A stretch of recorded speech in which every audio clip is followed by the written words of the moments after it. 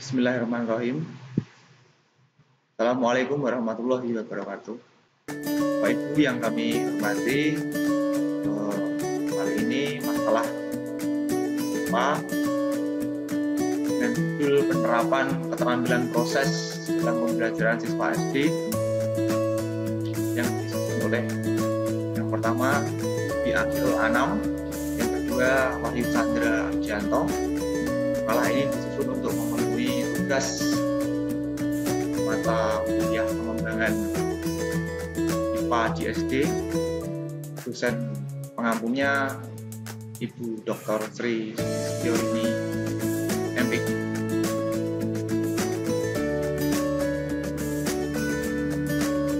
Baik, kita mulai. Makalah ini berlatar belakang di ilmu IPA. Ini sangat diperlukan dalam kehidupan sehari-hari untuk memenuhi kebutuhan hidup manusia melalui pemecahan masalah yang dapat diidentifikasi. Tetapi mata pelajaran IPA itu dianggap selama ini sulit oleh sebagian besar siswa. Para guru juga belum sepenuhnya melaksanakan pembelajaran secara aktif dan kreatif dalam melibatkan siswa, serta belum menggunakan berbagai pendekatan atau strategi pembelajaran yang bervariasi berdasarkan karakter materi pelajaran. Pada nyatanya, capaian tujuan IPA ini masih belum tercapai secara maksimal.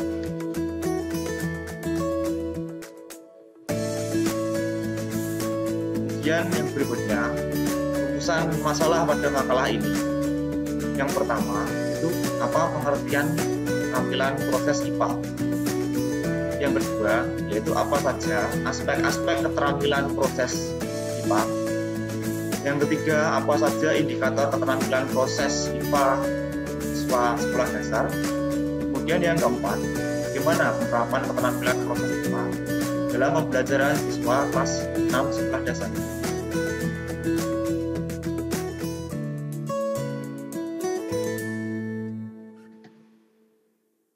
Adapun tujuan penulisan makalah ini yaitu yang pertama, untuk memahami pengertian keterampilan proses IPA. Yang kedua, mengetahui dan memahami apa saja aspek-aspek keterampilan proses IPA. Yang ketiga, memahami berbagai indikator keterampilan proses IPA siswa SD.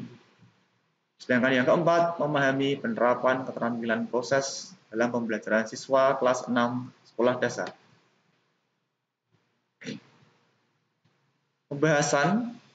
Adapun pembahasan dalam makalah ini yang pertama berkaitan dengan pengertian keterampilan proses IPA.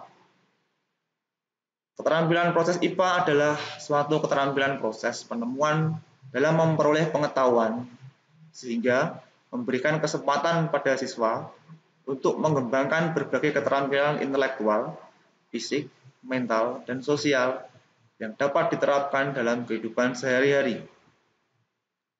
Jadi anak atau siswa akan mampu menemukan dan mengembangkan fakta dan konsep, serta menumbuhkan dan mengembangkan sikap dan nilai yang ia miliki. Yang kedua, aspek-aspek keterampilan proses IPA. Menurut Srini M. Iskandar, membagi keterampilan proses IPA ke dalam 8 aspek, yaitu 1. Pengamatan, 2. Pengklasifikasian, 3. Pengukuran, 4. Pengidentifikasian dan pengendalian variabel, yang kelima perumusan hipotesa, yang keenam perancangan eksperimen, yang ketujuh penyimpulan hasil eksperimen, yang kedelapan pengkomunikasian hasil eksperimen. Sedangkan menurut Hendro dan Jenny,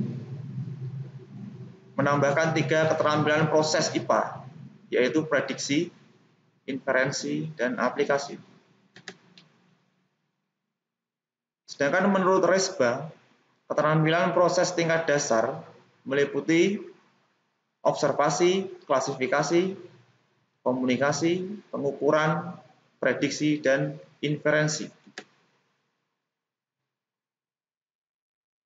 Jadi beberapa pendapat para ahli di atas dapat disatukan.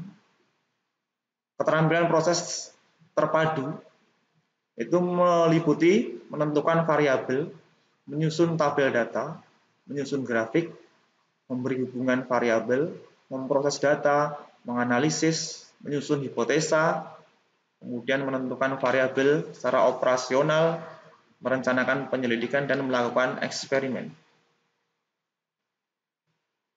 Yang ketiga, berkaitan dengan indikator keterampilan proses siswa sekolah dasar, secara terperinci, Trianto mengemukakan sejumlah keterampilan proses tersebut dengan ciri-ciri yang perlu dilatihkan kepada siswa SD. Yang pertama, observasi. Indikatornya bisa dilihat di layar. Kemudian yang kedua, pengklasifikasian. Yang tiga, pengukuran. Yang keempat, penginferensian.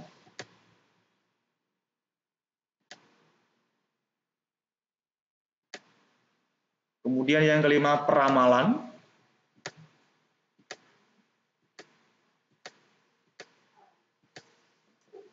Yang berikutnya, yang keenam, yaitu komunikasi.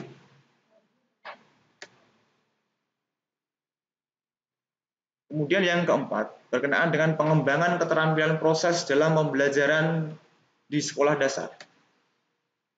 Dalam makalah ini, penerapan hakikat IPA, keterampilan proses khususnya, dalam materi kelistrikan mengambil kelas 6, yaitu pada tema 7, subtema yang pertama, pembelajaran yang pertama. Adapun kompetensi dasar pembelajaran yang kami pilih, yaitu kompetensi dasar 3.4, mengidentifikasi komponen-komponen listrik dan fungsinya dalam rangkaian listrik sederhana. Kemudian KD untuk yang keterampilan, indikator KD 4.4, melakukan percobaan rangkaian listrik sederhana secara seri dan paralel.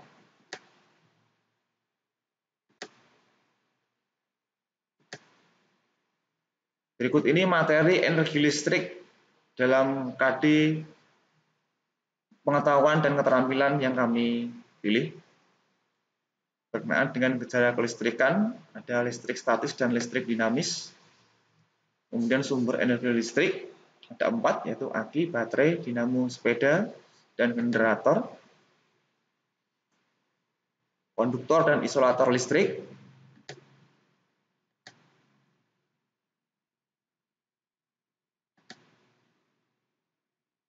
Kemudian materi yang selanjutnya yaitu rangkaian listrik terbagi menjadi 2, rangkaian seri dan rangkaian paralel. Kemudian contoh pembangkit listrik ada 4, yaitu PLTA, PLTN, PLTS, dan PLTU.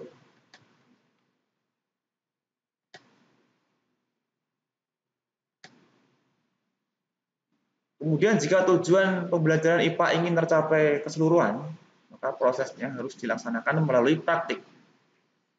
Siswa akan menemukan konsep yang diajarkan oleh guru secara inquiry, secara menemukan konsepnya sendiri, sehingga akan tertanam dalam waktu yang lama. Guru harus merancang kegiatan belajar yang membuat seluruh siswa terlibat dalam sebuah praktek tadi. Misalnya, guru membuat skenario, membuat rangkaian seri dan rangkaian paralel secara berkelompok.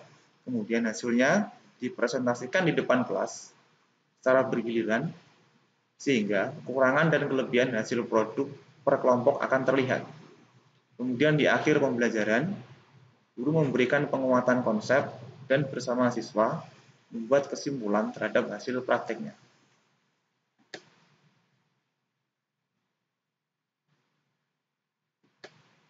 Demikian presentasi dari kelompok kami. Mohon maaf bila ada kekurangannya dan terima kasih.